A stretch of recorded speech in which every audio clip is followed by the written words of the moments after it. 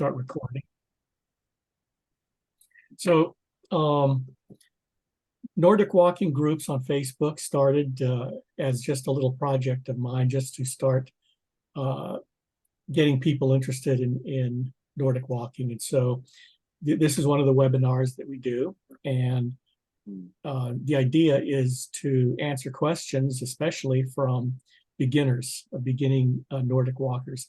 And one thing I like to do is have certified instructors come in, and the general format will be just to give the instructors a chance to share one or two tips to make Nordic walking technique better, or to make the experience better, and then just open it up to questions for those who are listening. So what I can do, GQ, we can give you a chance if you have a tip or some advice to share about Nordic walking that might be of interest to new people.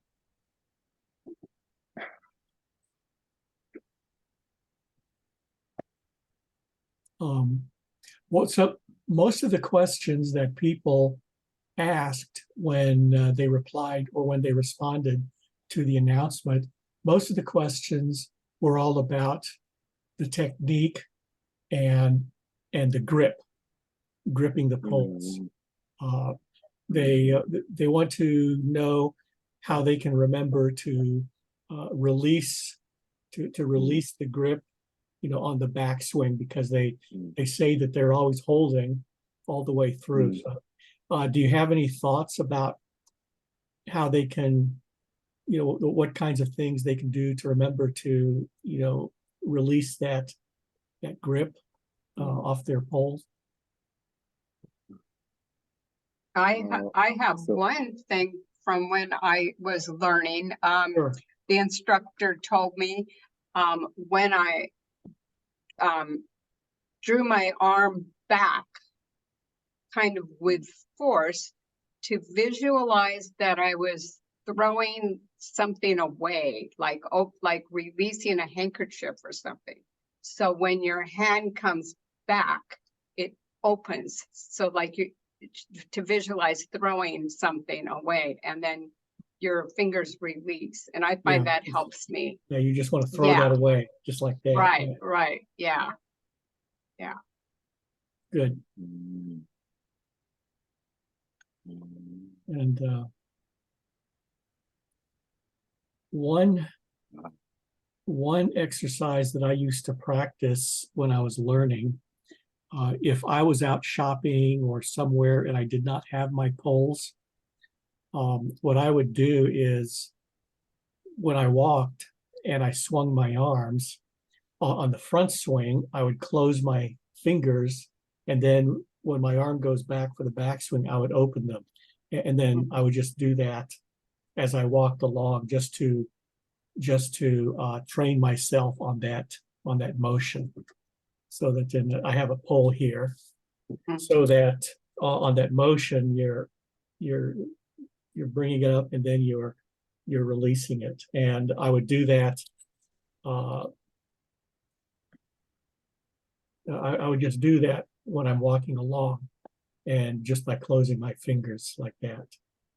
That's a great idea. And that helped me remember the technique and make it feel more natural. I have a question.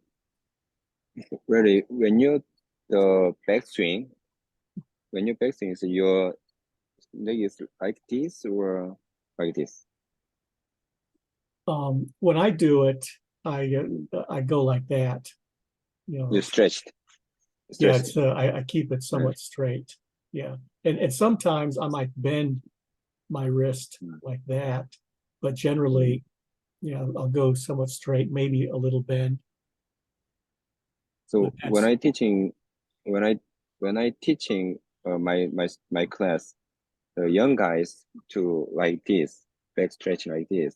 Right. The old guys like this, because the old guys can not strong arm, so just a release free, and young guys have a more power like this. Okay, That's my case. good. Mm. Yeah. Mm. Those were the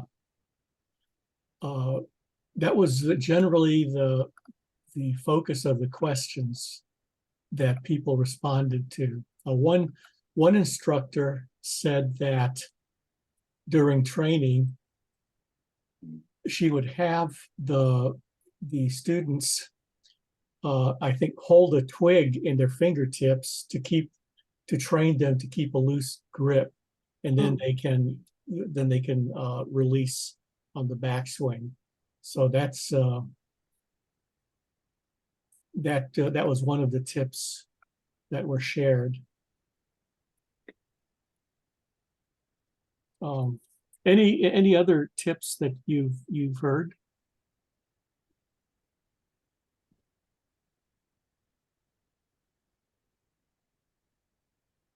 Good. Well,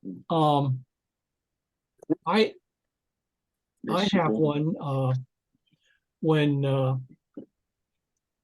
now that we're approaching cold weather.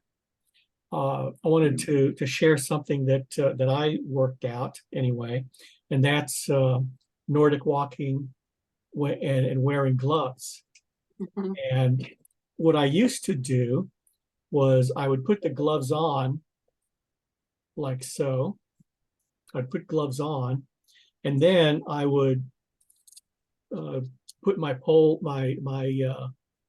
put it through the glove, and then the Nordic walking glove, and then I would go off and walk like that.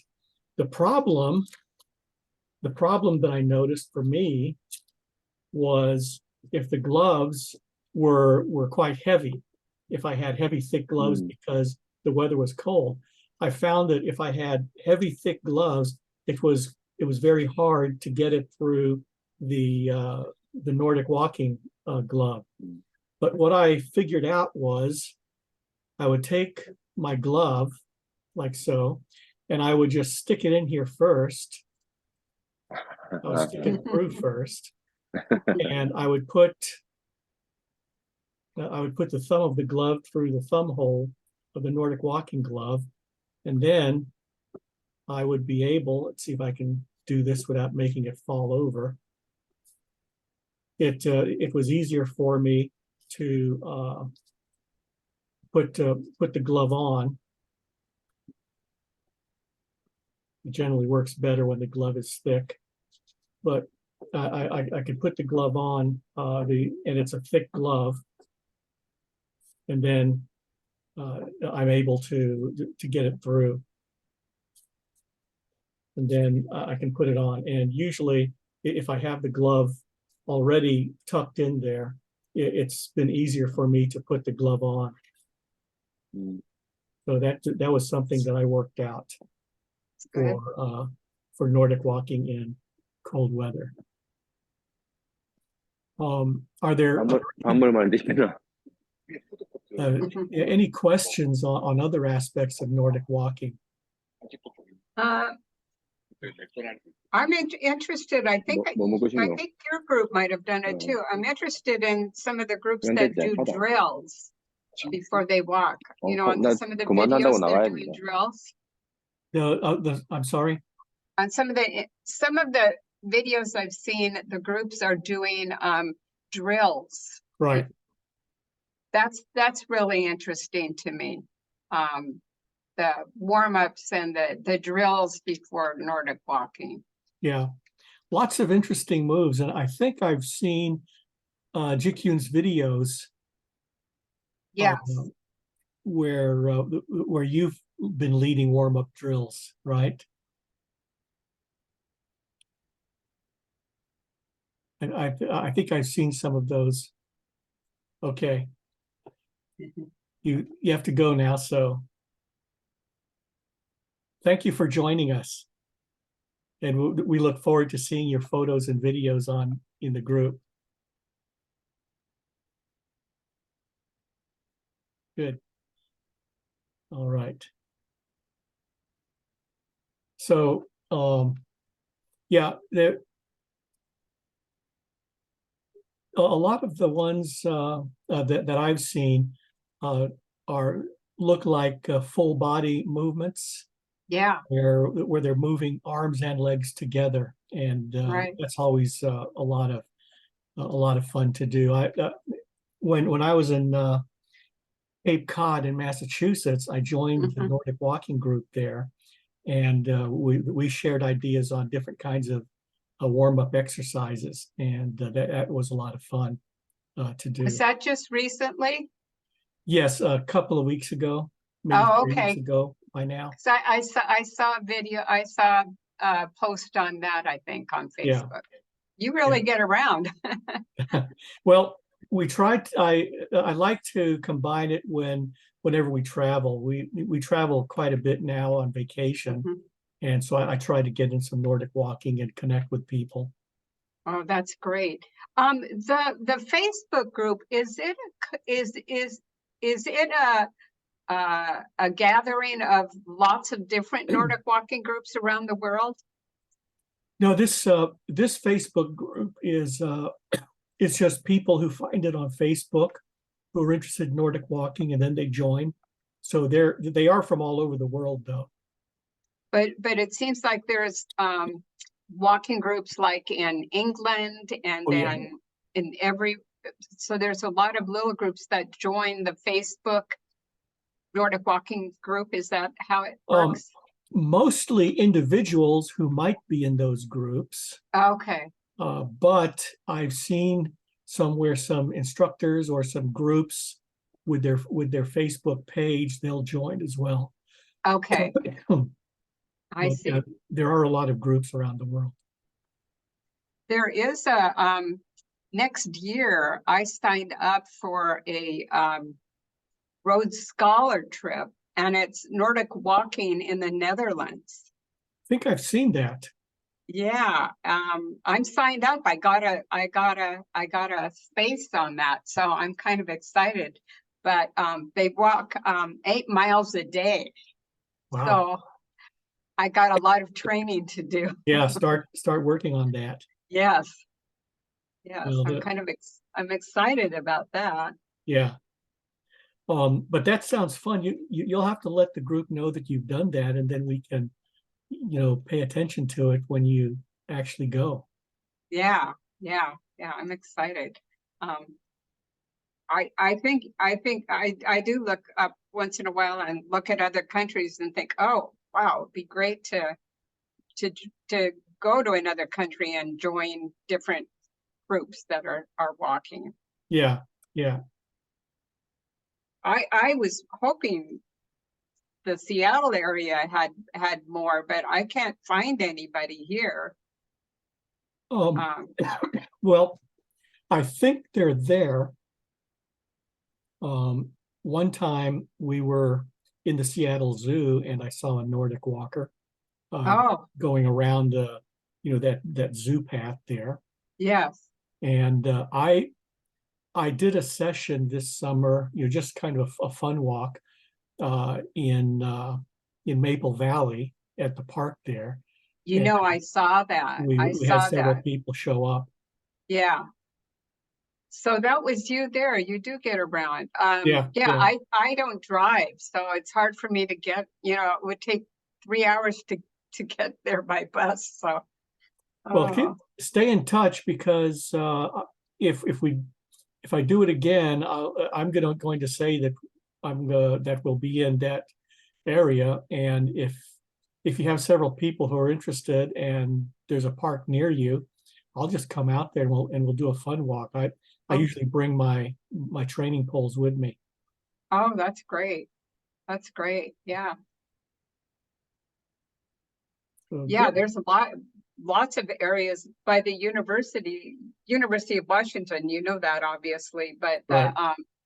the Union Bay um wetlands has great walking paths through the woods and along the water. Yeah. Okay. Terrific. Well, do you have any other questions on Nordic walking? Let's see, what was I thinking? I guess the main thing, one thing that bothers me, because I still have even though I've been doing it for years, I still have trouble coordinating. I'm thinking my posture is correct, but then I'm realizing I don't think I'm swinging my hands back far enough on the downswing. I think don't they have to don't your hands and your arms have to swing back a little bit? Seems like Yeah. I'm stopping short. Yeah. One way to think about that is, yeah, you want a big backswing because that will Mhm. involve the back muscles more, which is Yeah. what you want. You don't Right. want to limit the involvement of those back muscles Mhm. because they're the largest muscles in your upper body. Uh-huh. So one thing that I found that if I do a quick glance down to the side Mhm. and I take a look at my hands, Mhm. generally, let's see if I can show this on the camera here. Okay. So generally, Mhm. if I can see where my hand is somewhat in line with the seam of my pants, Yeah. then I know that it has not gone far enough back. Okay. But if I can get my hands back, and my physical cue is if I can Mhm. wave my thumb around and touch the back of my leg, you know, if Uh-huh. then it's gone far enough back. But Oh, I wave my okay. thumb, then that's my physical cue. So I Okay. have a pretty good idea that it's far enough back.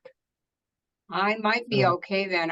Maybe I'm thinking I have to go back further than I need to. yeah. Now, one technique that I found works well for reinforcing a big backswing, and that's what I preach when I teach is the big backswing. But Mhm. one technique that works well for reinforcing that is the double polling. Did you Yeah. learn how to double poll? Yeah, using both of them at the same time at Correct. the same place. Yeah. Yeah, I do that going downhill Yeah. too. Well, there's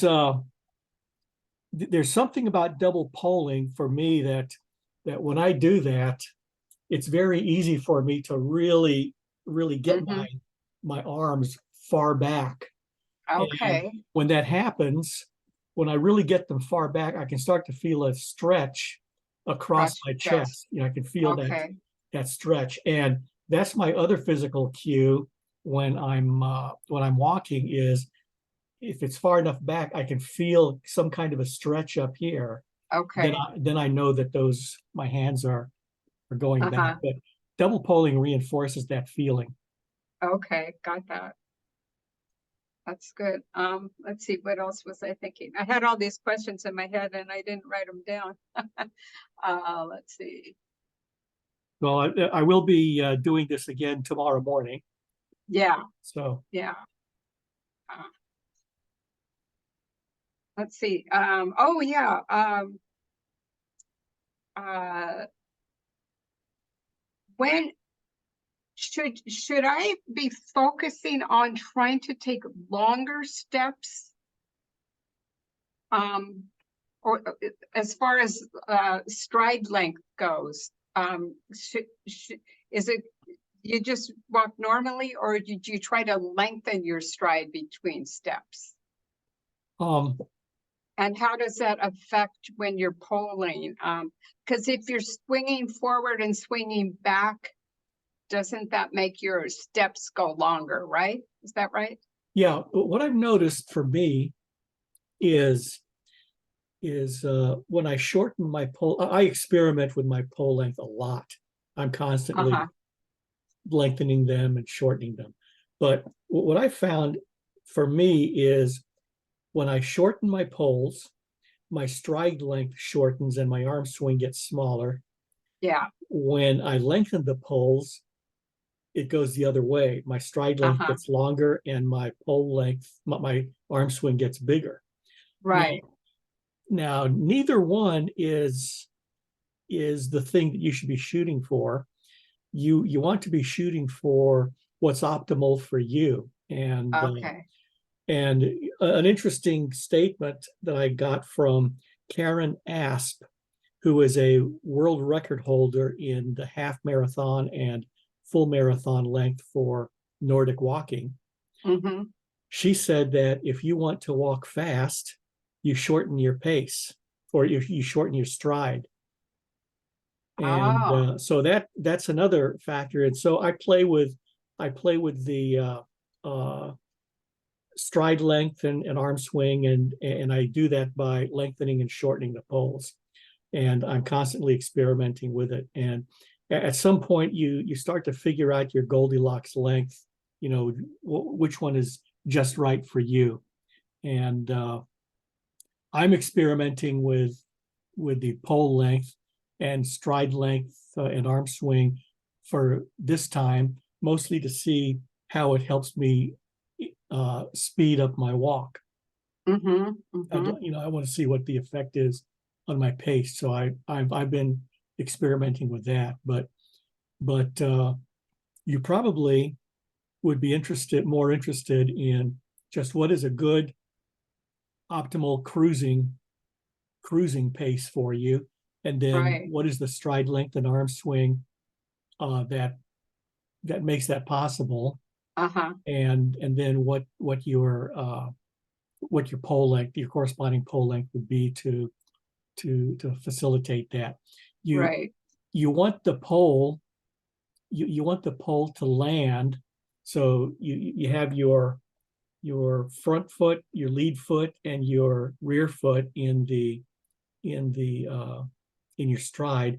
You want your Mm-hmm. pole to land somewhere in that space between your lead foot and your rear foot. You don't Uh-huh. want the pole too far back to the rear, Right. and you don't want it too far to the front. Right. Right.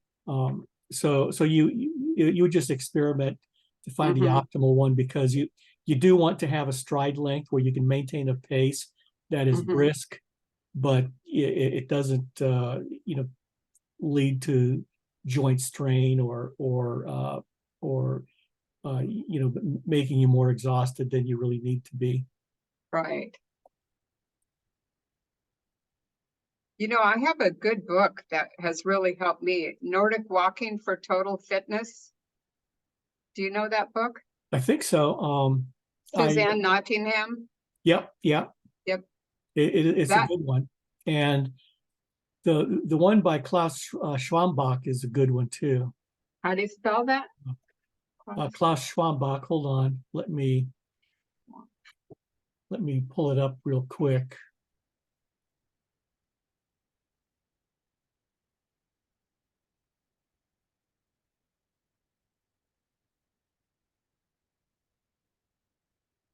Uh,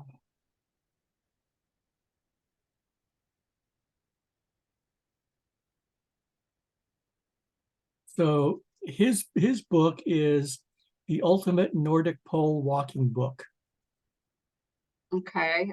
and let me just I'll show you the image. Let me share the screen Okay. real quick. Okay.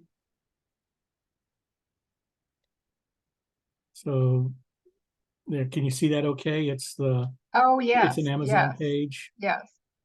Okay. Great. Oh, I'll have to look into that one. Yeah. Now I Now, believe he founded Nordix, Nordixx. It's a company in Canada, and okay. they make good poles. Yeah. Yeah, I have the Leckies, and Right. I like them a lot. Yeah, they're great poles. Oh, I know. I mostly walk on pavement, Hmm. almost only on pavement. And there is a difference because I'm so used to doing that when I take the pads off and I'm walking on dirt or grass, it's so awkward because I think I'm used to the weight on the tips, with Right. the pads on.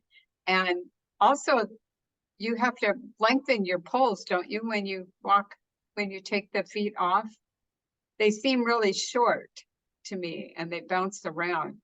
They're they might be a little bit shorter simply because there's that little difference Right. in the thickness of the boots. But you might find that by getting off the asphalt and concrete, you Mhm. might actually find it. Some people will find it easier to learn their Nordic walking technique when they go on the dirt, and so it's it has its merits as well. Plus, it gets you out into nature. Yes, yes. Yeah, I think I'm gonna have to practice that. I feel like I need to almost lengthen the poles a little bit when I do Right. that. Yeah. Yeah. Okay. Did you have any other questions? Well, that's probably it for now to keep me Okay. going for a while. Great. Well, we're sure glad that you came on and joined this call. Yeah, me too.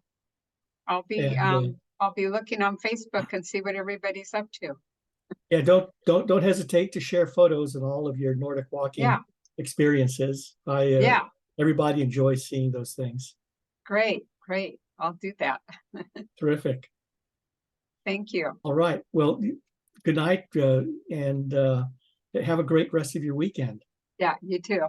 Bye. Bye-bye.